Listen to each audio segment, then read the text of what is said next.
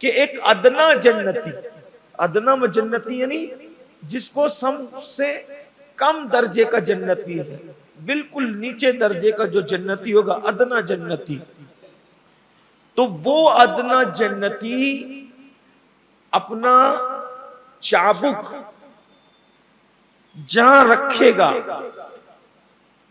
जहां उसका चाबुक पड़ा रहेगा जन्नत में अदना जन्नती का, वो हमारी इस पूरी दुनिया से बड़ी जगह है। अदना जन्नती की बात है। मैं पढ़ करके सोचता रहा, अल्लाह तेरी अता पे कुर्बान, क्या लोग दुनिया बेहुदा और बेवफा दुनिया के पीछे भाग रहे हैं। एक अदना जन्नती जहां चाबुक डालेगा वो इस दुनिया से बहुत बड़ी जगह है, पूरी दुनिया से। आदमी यहाँ 50x50 के प्लाट के लिए जो वो किसी का कत्ल करता है, खून करता है, एक एक प्लाट को 2-2 4-4 मर्तबा बेचकर हराम खाता है, हराम आग अपने पेट में भरता है, उसको खबर ही नहीं है कि जन्नत क्या चीज है।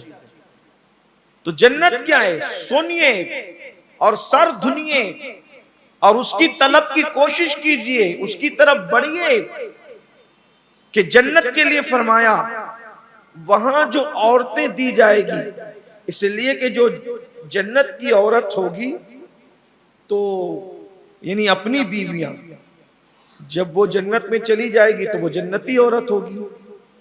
तो यहां पर उसका रंग चाहे जैसा हो, सांवले रंग की हो, कैसे रंग की हो, गेहुआ रंग की हो, लेकिन जब ये ईमान की बरकत से, अल्लाह के करम से जब ये जन्नत में जाएगी, और अगर वो जन्नती औरत जन्नत से सिर्फ दुनिया में झांक ले, तो फरमाया गया कि हदीस पाक में आता है कि जन्नती औरत सिर्फ जन्नत से झांक लेगी तो उसके झांकने की वजह से होगा ये कि जमीन और आसमान के दरमियान जितनी चीजें हैं वो सब रोशन हो जाएगी और खुशबू से भर जाएगी।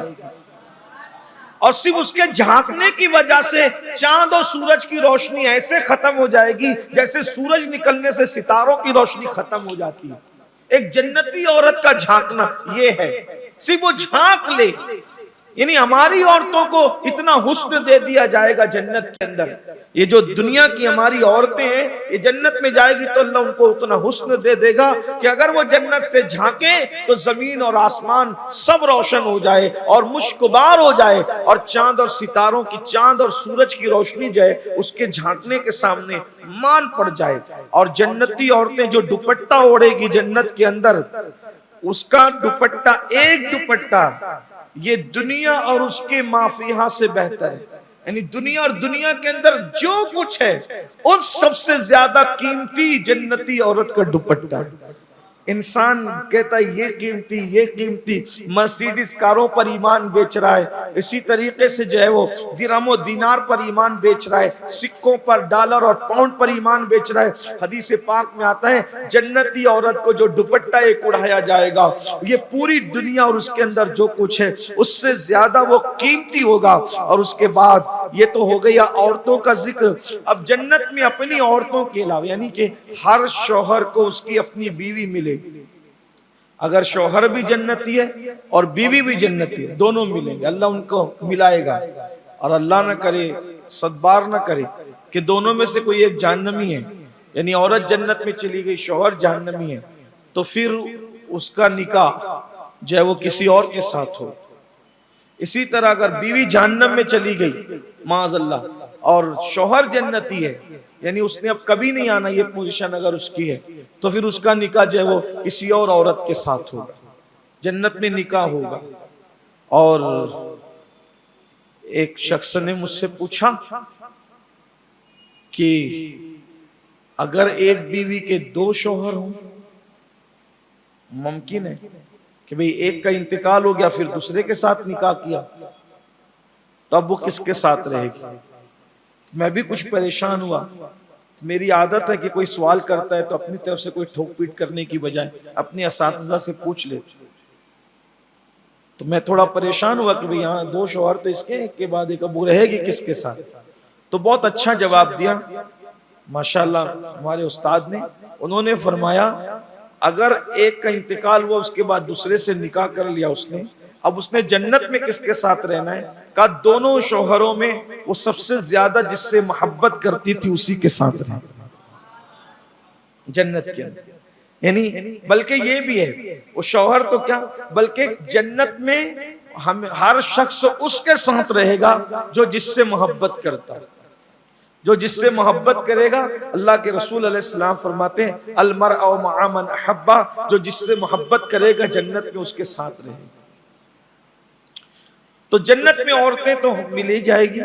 इसी जैसे मिसाल के तौर पे बाज रिवायतों में आया है कि हजरत आसिया जो फिरौन की बीवी थी, फिरौन तो जहन्नम का कुंदा है, तब आसिया जो है इनका निकाह जन्नत में अल्लाह के रसूल सल्लल्लाहु अलैहि वसल्लम के साथ। इसी तरह हजरत मरियम, इनका कोई शौहर नहीं था, इनका निकाह भी जन्नत में रसूलुल्लाह के साथ। यानी हजरत मरियम भी हुजूर की बीवी बनेगी, हजरत आसिया भी हुजूर की बीवी बनेगी, और जो हुजूर की अज़वाज पाक है वो तो है ही है। तो जन्नत में बीवियां मिलेगी, फिर उसके बाद हूरें भी मिलेगी। ये हूरें एक मखलूक है जो जन्नत की हूर है। अच्छा, ये हूरें सिर्फ जन्नत में है और कुरान मुकद्दस में इसका तस्करा है। यकीन जाने इसको सूरह जुमर में पढ़िए, सूरतुन नबा में पढ़िए, आप खुद पढ़िए। मैं समझता हूं अरबी में कुरान ने हूरों का जो हुस्न बयान किया है, उर्दू जबान में हम उसको नक्ल नहीं कर सकते। इस कदर खूबसूरत अंदाज में बयान किया, आप उसको देखें, खुद पढ़ें, कंजुल ईमान शरीफ उसको देखें। और तो हूरें सिर्फ जन्नत में हैं, और जो हूरें हैं इतनी खूबसूरत है वो हूरें कि अगर वो सिर्फ अपनी हथेली जन्नत के बाहर कर दे दुनिया में, सिर्फ जन्नत के बाहर, तो उसकी हथेली बाहर हो तो पूरी दुनिया के अंदर फितना बपा हो जाए, हाहाकार मच जाए, और लोगों का हाल ये हो कि उनके हुस्न और खूबसूरती की ताब न ला करके लोग जो है वो पागल हो जाए, बर्दाश्त ना कर सके उनकी हथेली को। और फिर हदीस पाक में आता है कि उन औरतों की हथेली, उनके दुपट्टे इतने खूबसूरत है, उनके नाखून, उनके कंगन इतने खूबसूरत है कि हदीस पाक में आता है कि अगर आफताब के सामने उनको रख दिया जाए तो उनके सामने आफताब ऐसे लगे जैसे आफताब के सामने चिराग लगता है, यानी इतने रोशन है वो। अल्लाह के रसूल सल्लल्लाहु अलैहि वसल्लम, अब जन्नत है कितनी बड़ी इसका अंदाजा कोई नहीं कर सकता, जन्नत कितनी बड़ी है इसका अंदाजा कोई नहीं कर सकता। एक रिवायत पढ़ी जाती है, तवज्जो करना, कितनी बड़ी है जन्नत, कितनी बड़ी हो सकती है, सोचिए, सोचिए और सोचते रह जाइए, हैं कितनी बड़ी है। अभी आपको पता चलेगा जन्नत कितनी बड़ी।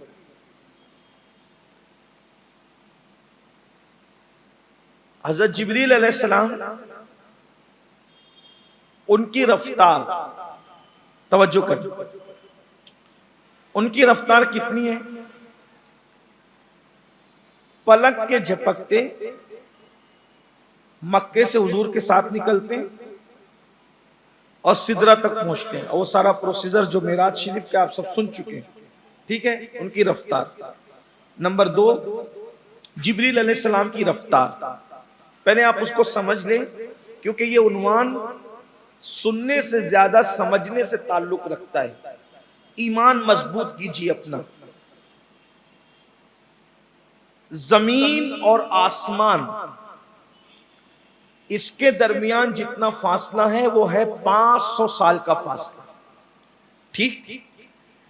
फिर पहला आसमान इतना मोटा है जितना 500 साल का फासला, फिर पहले आसमान और दूसरे आसमान के दरमियान 500 साल का फासला, फिर दूसरा आसमान उतना ही मोटा है जितना 500 साल का फासला, फिर दूसरे और तीसरे आसमान के दरमियान 500, ये इस तरह 7 आसमान, ठीक।